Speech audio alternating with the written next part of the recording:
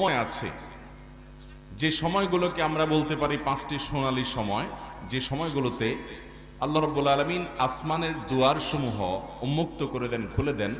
অর্থাৎ এই সময়টাতে মানুষ ইবাদত বন্দেগী করে আল্লাহর নৈকট্য অর্জন করাটা অনেক সহজ হয়।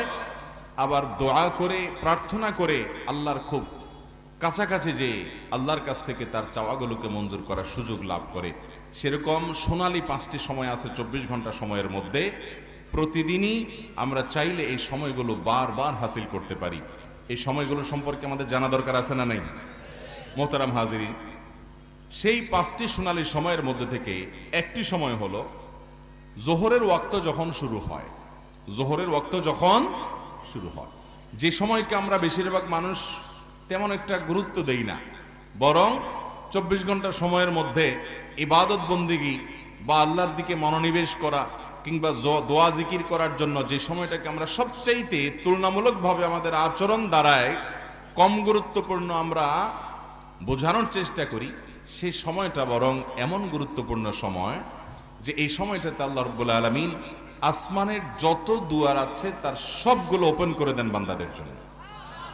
ভাইরা আমার, এ সম্পর্কে নবী করিম সাল্লাল্লাহু আলাইহি সাল্লাম থেকে একটা হাদিস মুসনাদে আহমদে বর্ণিত হয়েছে যে সাহাবা ইকরাম নবী করিম সাল্লাল্লাহু আলাইহি সাল্লামকে দেখতেন যোহরের আগের 4 রাকাত সুন্নাতকে খুব গুরুত্বের সাথে তিনি আদায় করেন, কখনো ছাড়েন না। কোন এক বর্ণনা মতে নবী করিম সাল্লাল্লাহু আলাইহি সাল্লাম যোহরের আগের 4 রাকাত সুন্নাত পড়তে পারেন নাই মেহমান আসার কারণে। তো এই নামাজটা তিনি পরে আবার পড়ে দিয়েছেন, কিন্তু ছাড়েন নাই। সাহাবীরা জিজ্ঞাসা করেন, ইয়া রাসূলুল্লাহ, আপনি যোহরের আগের 4 রাকাত সালাত এত ইহতিমামের সাথে, এত গুরুত্বের সাথে, এত দৃঢ়তার সাথে আদায় করেন, যেটা একেবারে আপনি কখনো ছাড়তে চান না, এর কারণ কি? এর রহস্য কি? হেতু কি? এর বিশেষ কোনো কারণ আছে কিনা এই সময়ের? তখন নবী করিম সাল্লাল্লাহু আলাইহি সাল্লাম বলেছেন, যোহরের ওয়াক্ত যখন শুরু হয় তখন আসমানের সমস্ত দুয়ারগুলো খুলে দেওয়া হয়। ফাউহিব্বু আন ইউসআদা লি ফীহি খায়র। তো আমি চাই আল্লাহ যখন বান্দার জন্য রহমতের সব দুয়ার উন্মুক্ত করে দেন, ওই টাইমটাতে আল্লাহর কাছে আমার কোনো ইবাদত, কোনো বন্দেগী যেন পৌঁছে যায়, এটা আমার খুব ভালো লাগে, সেটা আমি পছন্দ করি। এই জন্য এই টাইমে সালাত আদায় করতে আমি কখনো ভুল করি না। মুহতারাম হাজিরিন, অতএব যোহরের আগের যে 4 রাকাত সালাত সুন্নাত সেটা তো বটেই, এছাড়াও যোহরের ওয়াক্ত হওয়ার পর থেকে নিয়ে যোহরের নামাজ শেষ হওয়া পর্যন্ত, বরং আসরের ওয়াক্তের আগ পর্যন্ত, এই সময়টাতে আমরা যে যে কাজে ব্যস্ত থাকি, আল্লাহর দিকে মনোনিবেশ করে, আল্লাহর কথা স্মরণ করে, আল্লাহর সাথে মনে মনে নিজের চাওয়াগুলোকে নিবেদন করা, আল্লাহর জিকির করা, আল্লাহর নৈকট্য লাভের চেষ্টা করা, আল্লাহর ইবাদত বন্দেগী করার চেষ্টা বিশেষভাবে করা, এই হাদিসের আলোকে বোঝা যায় আমাদের জন্য খুব বেশি গুরুত্বপূর্ণ। অথচ আমরা এই টাইমে সবচেয়ে বেশি গাফলতিতে, সবচেয়ে বেশি উদাসীনতাতে আমরা সময় কাটায় থাকি। মুহতারাম হাজিরিন, নবী করিম সাল্লাল্লাহু আলাইহি ওয়াসাল্লাম জাওয়ালের সালাতের কথা বলেছেন, জাওয়ালের সময় সালাত আদায় করার কথা বলেছেন। 4 রাকাত সালাত জাওয়াল বলা হয় সূর্য মধ্য আকাশ থেকে যখন পশ্চিম আকাশের দিকে ঢলে পড়ে, পূব থেকে সূর্য ওঠার পর যখন ঠিক মাঝামাঝি আসে, এরপর যখন পশ্চিমের দিকে একটু কাত হয়ে যায়, আস্তে আস্তে পশ্চিমের দিকে যেতে থাকে, এই টাইমটাকে জাওয়াল বলা হয়। যে মাঝখান থেকে ঠিক পশ্চিমের দিকে যাওয়া শুরু করছে, মানে জাওয়াল শুরু হয়ে গেছে। এই জাওয়ালের সময়ের সালাত এর ফজিলত আসছে হাদিসের ভিতরে, অনেকে এটা জানেন না। জাওয়ালের সময়ের সালাত বলতে অনেকে বলেছেন, অনেক উলামা একরাম এবং হাদিস বিশেষজ্ঞ বলেছেন যে যোহরের আগের 4 রাকাত সালাত যেটা সুন্নাত, ওইটাই জাওয়ালের সালাত। আবার অনেক উলামা একরাম, অনেক বিশ্লেষক বলেছেন না, এটা ছাড়াও যোহরের ওয়াক্ত হওয়ার পরপরই 4 রাকাত সালাত আদায় করা, এটা সালাতুদ দোহার মতো আলাদা স্বতন্ত্র একটা সালাত। এজন্য এই সময়টাতে আল্লাহ তাআলা রহমতের দুয়ার উন্মুক্ত করে দেন, ওপেন করে দেন, আল্লাহর নৈকট্য লাভের বিরাট সুযোগ তৈরি হয়। অতএব যোহরের ওয়াক্ত হওয়ার পর থেকে নিয়ে আসরের ওয়াক্ত হওয়ার আগ পর্যন্ত এই সময়টাতে বিশেষভাবে ইবাদত বন্দেগী, জিকির, আজকার, দোয়া, তাসবিহের মাধ্যমে আল্লাহর নৈকট্য লাভের চেষ্টা করতে হবে ইনশাআল্লাহ। 5টি সোনালী সময়ের একটি হলো এই সময়টা যোহরের ওয়াক্ত হওয়ার পরে। আমরা অনেকেই যোহরের আগের সুন্নাতকে খুব বেশি গুরুত্ব দিয়ে পড়ি না, অবহেলা করি। অথচ নবী করিম সাল্লাল্লাহু আলাইহি ওয়াসাল্লাম এটাকে এত গুরুত্বের সাথে পড়তেন। আল্লাহ তাআলা আমাদেরকে এই সোনালী সময়টার গুরুত্ব অনুধাবন করে সে অনুযায়ী আমল করার তৌফিক দান করুন। দ্বিতীয় সোনালী সময় যেটা, সেটি হলো আজানের পরের সময়টা। 5 ওয়াক্ত নামাজের যে আজান হয়, সালাতের জন্য যে আজান হয়, এই আজানের কারণে আসমানের দুয়ার সমূহ খুলে দেওয়া হয়। এ সম্পর্কে আত-তারগীব এবং আত-তারহিবের একটি হাদিস রয়েছে। নবী করিম সাল্লাল্লাহু আলাইহি ওয়াসাল্লাম বলেছেন, ইদা নুদিয়া লিস-সালাহ, যখন নামাজের জন্য আজান দেওয়া হয়, আহ্বান করা হয়, ফুতিহাত আবওয়াবুস সামা ওয়াস্তুজিবাদ দুআ, তখন আসমানের দুয়ারসমূহ উন্মুক্ত করে দেওয়া হয় এবং বান্দার দোয়া কবুল করা হয় আজানের পর। আমরা অনেকেই হয়তো এটা জানিও না যে আজানের পর আবার দোয়া কবুল হয়। শুধু দোয়া কবুল হয় তা নয়, আল্লাহর রহমতের ভান্ডার উন্মুক্ত করে দেওয়া হয়, আসমানের দুয়ারসমূহ খুলে দেওয়া হয়। অতএব আজানের পরও একজন ইমানদার বান্দা আল্লাহ রাব্বুল আলামিনের নৈকট্য লাভের চেষ্টা করবে, দোয়া করার চেষ্টা করবে, কারণ এটি একটি সোনালী সময়, মূল্যবান সময়, গুরুত্বপূর্ণ সময়, যে সময় আসমানের দুয়ারগুলো আল্লাহ তাআলা খুলে দেন এবং বান্দা আল্লাহর নৈকট্য লাভ করার সুযোগ লাভ করে। অতএব আজানের পরে আমরা দোয়া করার চেষ্টা করব না ইনশাআল্লাহ। আজানের পর থেকে একেবারে সালাত কায়েম হওয়ার আগ পর্যন্ত আপনি আল্লাহর কাছে দোয়া পেশ করবেন। এখানে দোয়ার বিশেষ কোনো পদ্ধতি ঠিক করে দেওয়া হয়নি, আপনি মনে মনে আল্লাহর কাছে দোয়া করতে পারেন, যে কোনো পদ্ধতিতে আল্লাহর কাছে দোয়া নিবেদন করবেন, কারণ এই টাইমটাতে রহমতের সমস্ত দুয়ারগুলো খুলে দেওয়া হয়। তৃতীয় সোনালী যে সময়ের কথা আমরা বলতে চাই হাদিসের আলোকে, সেটি সুনানে ইবনে মাজাহ বর্ণিত হয়েছে। সেটি হলো এক ওয়াক্ত ফরজ নামাজের পর পরবর্তী ওয়াক্তের ফরজ নামাজের মধ্যবর্তী সময় পর্যন্ত, এই সময়ের মধ্যে যখন এক ওয়াক্ত নামাজ পড়ে অন্য নামাজের জন্য বান্দা অপেক্ষা করে, এক নামাজ পড়ার পর আরেক নামাজের সময় জামাত কখন হবে তার জন্য অপেক্ষা করে, যখন এই সময়টা হলো সোনালী সময়। এই অপেক্ষার সময়টাতে যদি বান্দা আল্লাহ তাআলার কাছে দোয়া করে, ইবাদত বন্দেগী নিবেদন করে, তাহলে সেটা তার জন্য সুবর্ণ সুযোগ। কারণ ইবনে মাজাহর হাদিসে আসছে, নবী করিম সাল্লাল্লাহু আলাইহি ওয়াসাল্লাম বলেছেন, আবশিরু, তোমরা সুসংবাদ গ্রহণ করো, হাযা রাব্বুকুম ক্বাদ ফাতাহা বাবান মিন আবওয়াবিস সামা ওয়া ইউবাহি বিকুম আল মালাইকা। তোমরা একটা নামাজ শেষে আরেকটা নামাজের আগে যে অপেক্ষা করতেছো নামাজের জন্য, সুসংবাদ গ্রহণ করো যে তোমাদের রব এই টাইমটাতে তোমাদের জন্য আসমানের একটি দুয়ার উন্মুক্ত করে দিয়েছেন এবং তোমাদেরকে নিয়ে ফেরেশতাদের কাছে গর্ব করেন যে দেখো আমার বান্দারা একটা ফরজ নামাজ শেষ করার পর আরেক ফরজ নামাজের জন্য অপেক্ষমান আছে, কখন সে সালাত আদায় করবে তার জন্য অপেক্ষা করছে। এই জন্য এই প্রতীক্ষার সময়টা, এই সময়টা বিশেষ গুরুত্বপূর্ণ সময়।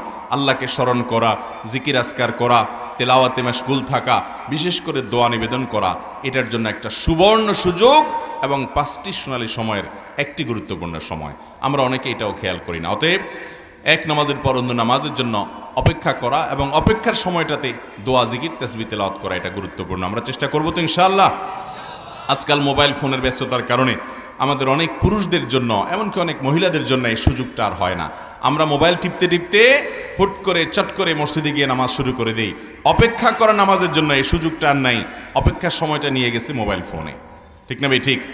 অতএব এই অপেক্ষার সময়টা আল্লাহর কাছে তাসবিহ তেলাওয়াতে আমাদেরকে নিবেদন করতে হবে।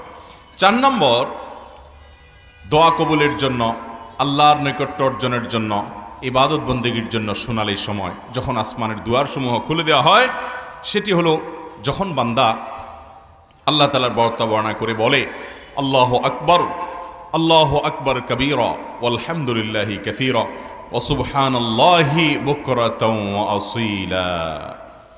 আল্লাহু আকবার কাবীরা, আল্লাহ সবচেয়ে বড়, তার বর্তা আমি বর্ণনা করছি। ওয়ালহামদুলিল্লাহি কাসীরা, এবং আল্লাহ তাআলার অধিকতর প্রশংসা আমি করছি। ওয়া সুবহানাল্লাহি বুকরাতাও ওয়া আসীলা, কোন কোন বর্ণনা আছে ওয়া সুবহানাল্লাহি ওয়া বিহামদিহি, আর যে হাদিসটা সহিহ মুসলিম বর্ণিত হয়েছে সেখানে ওয়া সুবহানাল্লাহি বুকরাতাও ওয়া আসীলা, সকাল এবং সন্ধ্যা আল্লাহর পবিত্রতা জ্ঞাপন করছি।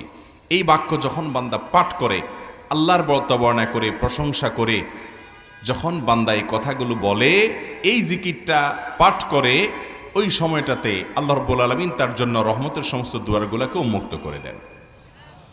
এই জন্য ভাইরা, এই দোয়াটা বেশি বেশি করে পাঠ করা, এবং এইটা পাঠ যখন করব তখন আমরা এই কথা চিন্তা করব যে এই সময়টাতে আল্লাহ রাব্বুল আলামিন আমার জন্য রহমতের দুয়ার উন্মুক্ত করে দিয়েছেন। দোয়াটা আবারও বলছি, আল্লাহু আকবার কাবীরা ওয়ালহামদুলিল্লাহি কাসীরা ওয়া সুবহানাল্লাহি বুকরাতাও ওয়া আসীলা।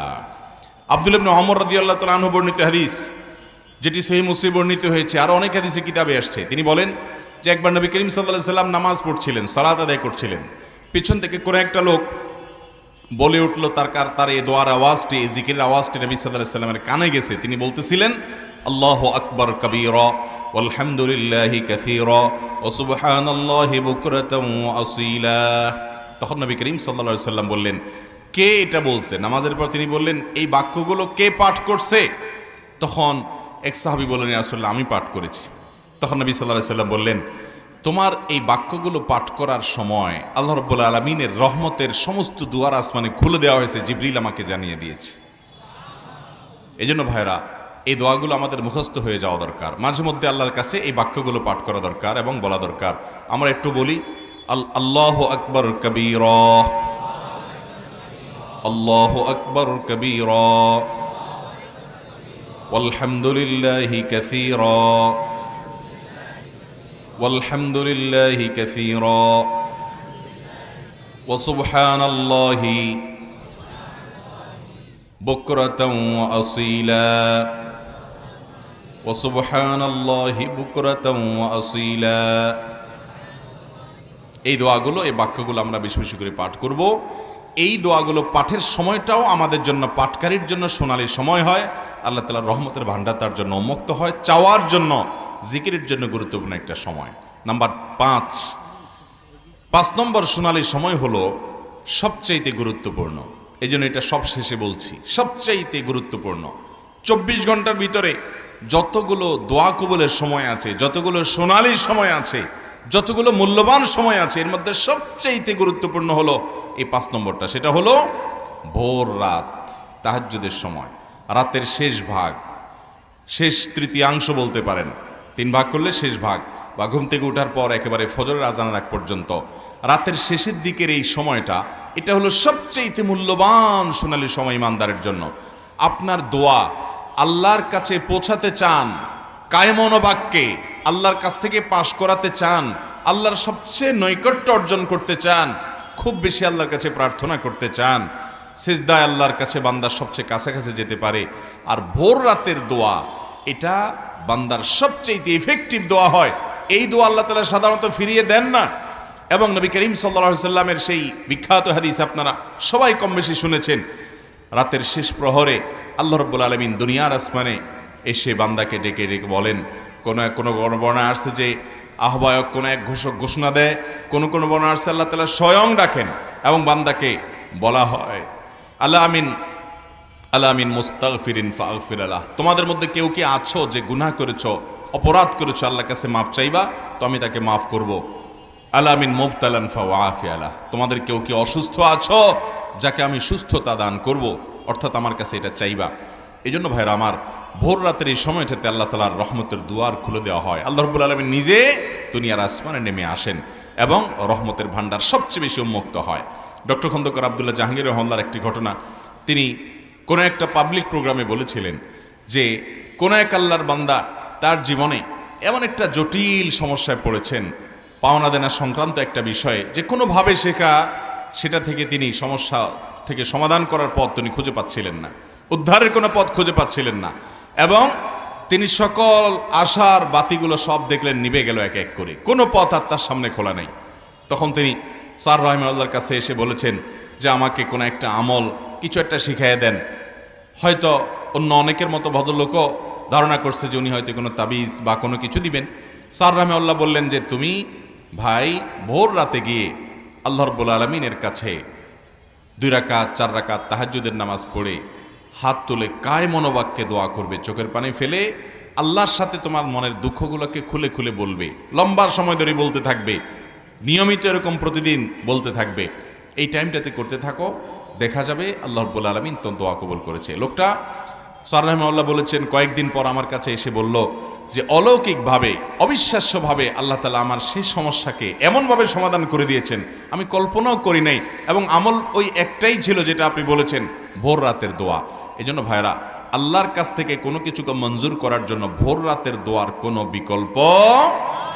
এই জন্য শয়তান দেখবেন সন্ধ্যা রাত্রে আপনাকে ঘুমাইতে দিবে না, এসার পরে বলবে যে একটু মোবাইল টিপ, একটু ফেসবুক দেখ, একটু ইউটিউবে যে ওয়াজ শুন, এ সমস্ত বলে আপনাকে কালক্ষেপণ করবে, সময় নষ্ট করবে, 12টা 1টা 1.5টা 2টা বাজায় দিবে। এরপরে যখন দোয়া কবুলের সময়, যখন আল্লাহর নৈকট্য লাভের সময়, যখন নামাজের সময়, তাহাজ্জুদের সময়, ওই সময় শয়তান আপনাকে খুব আরামের ঘুমে আপনাকে ঘুম পাড়িয়ে দিবে। ঠিক না বে ঠিক? এই জন্য ভাইরা আমার, এই সময়টা, ভোর রাতের সময়টাকে সারা জীবন পারেন না কর্মব্যস্ত নানা কাজের কারণে, অন্তত মাঝে মধ্যে হলেও, বন্ধের দিনগুলোতে হলেও, রমজান মাসে সাহরি খেতে যখন উঠেন তখনও তো ভোর রাতের সময়, এই সময়টাতে দোয়া, জিকির, আল্লাহর একান্ত নৈকট্য লাভের চেষ্টা, কায়মনোবাক্যে নিবেদনের চেষ্টা আমরা করবো তো ইনশাআল্লাহ। আল্লাহ তাআলা আমাদের সবাইকে তৌফিক দান করুন। 5টি সোনালী সময় ভাই, জোহরের নামাজের সময় আমরা সুন্নত নামাজ যখন পড়ি, এইটা মনে করে পড়ব যে একটা গুরুত্বপূর্ণ সময় যাচ্ছে, আল্লাহ রহমতের দুয়ার উন্মুক্ত করেছেন। এই বিশ্বাস থেকে, এই চিন্তা থেকে, হাদিসের এই বর্ণনার কথা মাথায় রেখে যদি করেন, তখন আপনার ইবাদতের মধ্যে একটা এক্সট্রা মাত্রা আপনি অনুভব করবেন, একটা তৃপ্তি আপনি অনুভব করবেন, এবং আপনার কাছে খুব ভালো লাগা কাজ করবে। ঠিক একইভাবে আজানের পরের সময়টাতে আপনি মনে মনে জিকির, আল্লাহকে স্মরণ করা, দোয়া করা, এগুলোর মধ্যে আপনি যথাসম্ভব কাটানোর চেষ্টা করবেন। এমনকি আপনি মসজিদে হেঁটে হেঁটে আসছেন, আপনার স্মরণ থাকবে আল্লাহ রাব্বুল আলামিনের প্রতি। সেই সাথে যখন তৃতীয় নম্বর যে ইয়েটা, সেটা হলো নামাজের জন্য অপেক্ষা করা। এক নামাজ হয়ে গেল, আরেক নামাজের আগ পর্যন্ত এই সময়টাতে আপনি আল্লাহর কাছে কায়মনোবাক্যে মনে মনে দোয়াগুলো পেশ করবেন, জিকির আজকার করবেন, দোয়া এবং তেলাওয়াত ইত্যাদি করবেন। আর চতুর্থত, আপনি আল্লাহু আকবার কবীরা আলহামদুলিল্লাহি কাসীরা ওয়া সুবহানাল্লাহি বুকরাতাও ওয়া আসীলা, এই বাক্যগুলো পাঠ করবেন। আর পাঠ করার সময় আল্লাহর কাছে আল্লাহর প্রশংসা নিবেদন করার পাশাপাশি আল্লাহকে স্মরণ করবেন, আল্লাহর নৈকট্য লাভের কথা চিন্তা করবেন এবং দোয়া নিবেদন করবেন। সেই সাথে ভোর রাতের সময়টা, এগুলোকে আমরা কখনো মিস করব না। এখানে একটা বড় প্রশ্ন আছে। প্রশ্নটা হলো, জোহরের সময় দুনিয়াতে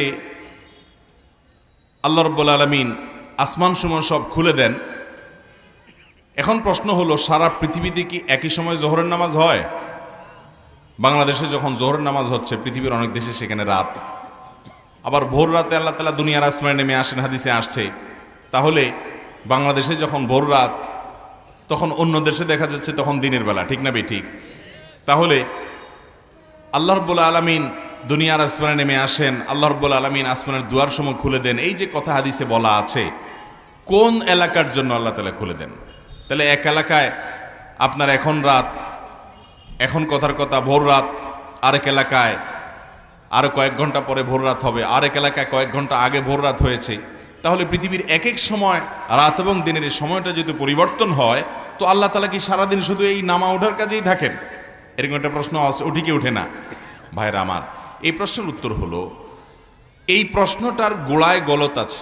গলতের জায়গাটা হলো এই, আমরা আল্লাহকে আমাদের মতো করে চিন্তা করি, সেজন্য আমাদের এরকম প্রশ্ন আসে যে আমরা তো এক জায়গায় গেলে আরেক জায়গায় যেতে পারি না। আমি এক জায়গায় উপস্থিত মানে আরেক জায়গায় অনুপস্থিত, ঠিক না ঠিক? কারণ আমি মানুষ একজন, এক জায়গায় যেতে পারি, আরেক জায়গায় একই সঙ্গে দুই জায়গায় যেতে পারি না, ঠিক না ঠিক? আমরা যখন আল্লাহকে আমাদের মতো করে চিন্তা করব, তখন এরকম অনেক প্রশ্নই আসবে। শত সহস্র প্রশ্নের উত্তর এই একটা জায়গায় চলে আসবে, লাইসা কামিথলিহি সেই, আল্লাহর অনুরূপ আর কেউ হতে, ওয়ালাম ইয়াকুল্লাহু কুফুয়ান আহাদ, আল্লাহর সমকক্ষ কেউ কখনো হতে পারে। অতএব আল্লাহর সাথে কারো কোনো তুলনা চলে না, কোনো প্রকার আল্লাহর সাথে কম্পেয়ার করা চলবে না। কারোর সাথে আপনি যদি মনে করেন যে এর মতো, তাহলে ভুল হবে। আল্লাহ তাআলা তো এমন এক সত্তা যে তিনি তার মতো সম্পূর্ণ, সম্পূর্ণ তার মতো, তার কাছে সীমাবদ্ধতা বলতে কিছু নাই। তিনি কাদির, সবকিছু সক্ষম। তিনি যদি আমাদের মতোই হয়ে যান, তাহলে তিনি স্রষ্টা হলেন কোত্থেকে? जो समझ में आ गई वो फिर खुदा क्यों कर हुआ। ভাইরা আমার, সেজন্য একজন ইমানদারের বিশ্বাসের জায়গা হবে, যেহেতু নবী করিম সাল্লাল্লাহু আলাইহি সাল্লামের হাদিসে বিশুদ্ধভাবে বর্ণিত হয়েছে, এই সময়গুলোতে আল্লাহ রাব্বুল আলামিন যখন যেখানে জোহর হবে, সেখানে আল্লাহ রহমতের দুয়ারগুলো ওই এলাকার মানুষের জন্য ওপেন করে দেন। আবার অন্য এলাকায় যখন একই সময় হবে, তাদের জন্য তখন ওপেন করে দেন। এখন আমাদের কাছে এই বিষয়গুলো কখনো কখনো সাংঘর্ষিক মনে হতে পারে, কারণ আমরা একই সময় দুই কাজ করতে পারি না। আল্লাহ রাব্বুল আলামিন একই সময় দুই কাজ না, 2 সহস্রাধিক কাজ, অগণিত কাজ আল্লাহ তাআলা করতে পারেন। আল্লাহর কাছে অসম্ভব বলতে কিছু। একটা হলো আলামুল গায়েব, আর হলো আলামুল হাজির। আমরা দৃশ্যমান এই পৃথিবীকে অদৃশ্যমান জগতের সাথে তুলনা করলে সেটা ভুল হবে। অদৃশ্যের যে জগৎ, যেটা আমাদের দেখার বাইরে, যেমন আখিরাত, আখিরাতে দিনের মতো, দুনিয়ার মতো এরকম 12 ঘন্টা 13 ঘন্টার রাত, 12 ঘন্টা 13 ঘন্টার দিন হবে না ভাইরা। সেখানকার সময়, সেখানকার টাইমিং, সেখানকার সব কিছু ভিন্ন হবে। অতএব অদৃশ্যের জগৎকে আমরা আমাদের জগতের সাথে কম্পেয়ার করলে অনেক কিছু মিলবে না, কিন্তু আল্লাহ তাআলার কাছে অসম্ভব বলতে কোনো কিছু নাই। একই সময় আল্লাহ রাব্বুল আলামিন কোন এলাকার মানুষের জন্য অবতরণ করেন, আবার কোন এলাকার মানুষের জন্য ভিন্ন কিছু করেন। একই সময় আল্লাহ তাআলা একজনকে জীবন দান করেন, আরেকজনকে আল্লাহ তাআলা মৃত্যু দান করেন। একই সময় আল্লাহ তাআলা কারো প্রতি রহমত নাজিল করেন, কারোর প্রতি আল্লাহ তাআলা অভিশাপ নাজিল হয়। একই সময় আমরা একজন মানুষ হাসতে পারি, একই সময় আবার কাঁদতেও পারি না। আমি যখন হাসি তখন কাঁদি না, যখন কাঁদি তখন হাসি না। কিন্তু আহকামুল হাকিমিন আল্লাহ রাব্বুল আলামিন আমার মতো নন, আমরা তো একজন সৃষ্টি মাত্র, তিনি তো অসীম। তিনি একই সঙ্গে শত সহস্র তার দ্বারা কাজ, শত সহস্র বৈশিষ্ট্যে তিনি একই সঙ্গে তিনি তার মধ্যে থাকতে পারে। এই ব্যাপারে আমাদের সাথে তাকে কম্পেয়ার করা হবে সবচাইতে বড় ভুলের জায়গা। কথা কি বুঝতে পারছেন? আল্লাহ রাব্বুল আলামিন আমাদেরকে এই সোনালী সময়গুলোতে আল্লাহ রাব্বুল আলামিনের কাছে দোয়া নিবেদন করার তৌফিক দান করুন। আমরা আল্লাহর নৈকট্য অর্জন করার চেষ্টা করব তো ইনশাআল্লাহ। 5টি সোনালী সময় আবারও এক নজরে বলে দিচ্ছি। নাম্বার 1, জোহরের ওয়াক্ত যখন হয়ে যায়, সূর্য যখন মাঝ আকাশ থেকে সামনে চলে যায়, কখনো 12:30, কখনো 1:15, ক্যালেন্ডার দেখে নেবেন জোহরের ওয়াক্ত কখন স্টার্ট হয়। আজান না, আজান তো অনেক সময় দেরিতে হয়, ওয়াক্ত হওয়ার পর তখন আসমানের দুয়ারগুলো আল্লাহ তাআলা খুলে দেন, সোনালী সময়। আরেকটি সোনালী সময় হলো যখন আজান হয়ে যায়, তারপরে আরেকটি গুরুত্বপূর্ণ সোনালী সময় হলো এক নামাজের পর যখন বান্দা আরেক নামাজের জন্য অপেক্ষা করে ওই সময়টা। আরেকটা সোনালী সময় হলো যখন আল্লাহু আকবার কবীরা আলহামদুলিল্লাহি কাসীরা সুবহানাল্লাহি বুকরাতাম ওয়া আসীলা পাঠ করা হয় ওই সময়টাতে। আরেকটা সময় হলো ভোর রাতের সময়টা, তাহাজ্জুদের সময়টা। আল্লাহ তাআলা এই সময়গুলোর কদর করার তৌফিক আমাদেরকে দান করুন। সবাই এই সময়গুলোতে আল্লাহর নৈকট্য অর্জন করা, আল্লাহর ইবাদত বন্দেগী করা, জিকির, তাসবিহ, তিলাওয়াত এবং বিশেষ করে দোয়ার জন্য বিশেষভাবে মনোযোগী হব। আল্লাহ আমাদের সবাইকে আমলের তৌফিক দান করুন। জাযাকুমুল্লাহু খায়রা ওয়া আখিরু দাওয়ানা আলহামদুলিল্লাহি রাব্বিল আলামিন।